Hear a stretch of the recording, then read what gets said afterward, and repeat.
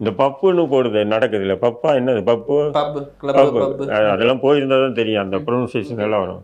பப்பு club, தான் அதுக்கு பேரு. பப்பு. அந்த பப்புக்குள்ள என்ன நடக்குது?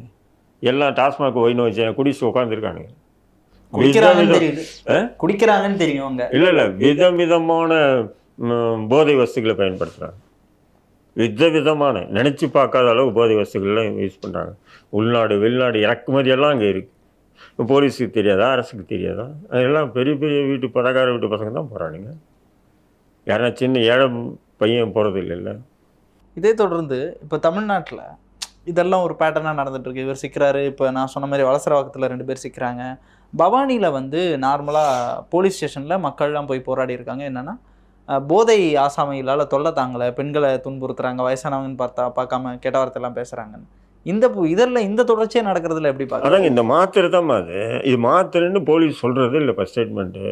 உங்களை மாதிரி ஊடகங்கள் கூட மாத்திரை, இந்த மாத்திரை நான் சொன்ன மாதிரி குடிபோதைன்னு சொல்கிறாங்க. இதுதான் குடிபோதை அதுன்றாங்க. இல்லை, இதில் தான் வந்து ஒரு கொடூர எண்ணம்.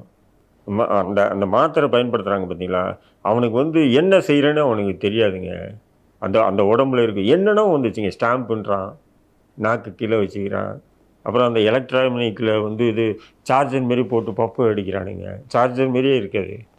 இது எவ்வளோ நூற்றுக்கணக்காக இருக்குது. அந்த பேர் சொன்னால் எங்கே நமக்கு அதிர்ச்சியாக இருக்குது.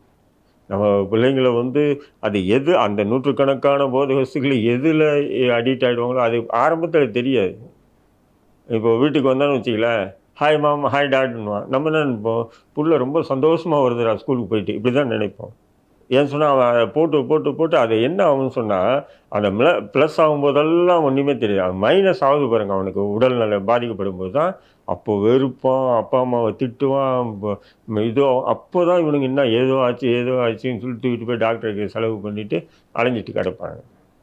ஆரம்பத்தில் நம்ம கவனிக்கணும். ஒவ்வொரு சின்ன விஷயங்களும் கூட நம்ம வந்து அது மாணவிகளாக இருக்கட்டும், மாணவர்களாக இருக்கட்டும், பெற்றோர்கள் கவனிக்க வேண்டிய சூழ்நிலையில் இன்றைக்கி வந்து போதை மாஃபியா இருக்குது.